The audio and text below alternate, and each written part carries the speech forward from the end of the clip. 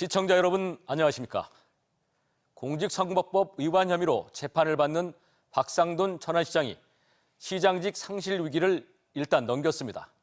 대법원은 2심에서 유죄 선고를 받은 공보물 문구의 허위사실 기록 부분은 박 시장이 알지 못했다고 봐서 다시 고등법원으로 재판을 돌려보내 당분간 직을 유지할 수 있게 된 겁니다.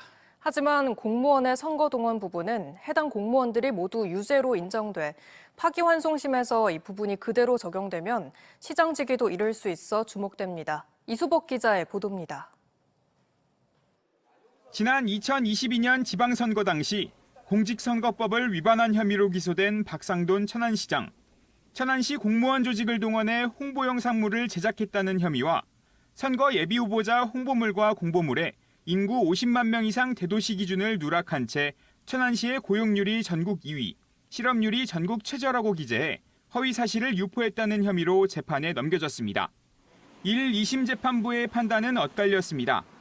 1심 재판부는 허위 사실 공표를 인식했다는 강한 의심이 들지만 혐의 입증이 부족하다며 무죄로 판단했지만 2심 재판부는 미필적으로나마 위법을 인식했다며 당선 무효형에 해당하는 징역 1년에 집행유예 2년을 선고했습니다.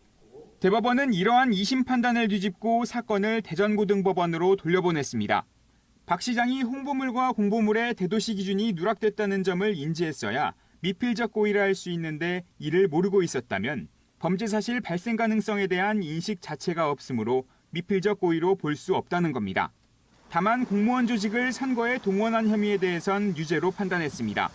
또 함께 기소된 전 천안시 비서팀장과 미디어 홍보팀 소속 직원 등 4명은 벌금 700만 원에서 징역 1년에 집행유예 2년형이 확정됐습니다. 직을 유지하게 된 박상돈 시장은 대법원의 판단을 존중하면서 고등법원에서 무죄를 입증하겠다는 의지를 보였습니다.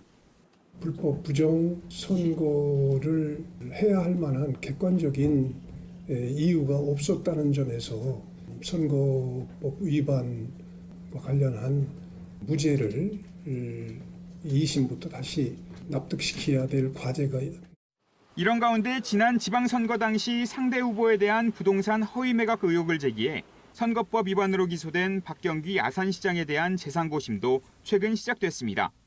1, 2심 파기환송심 모두 당선 무효형인 벌금 1,500만 원형이 내려졌고 대법원은 지난달 말 재상고 이유 등 법리 검토를 시작한 가운데 선거법 선고기한 규정상 석 달 내 결정해야 하는 만큼 연말쯤 결과가 나올 예정입니다. TJB 이수복입니다.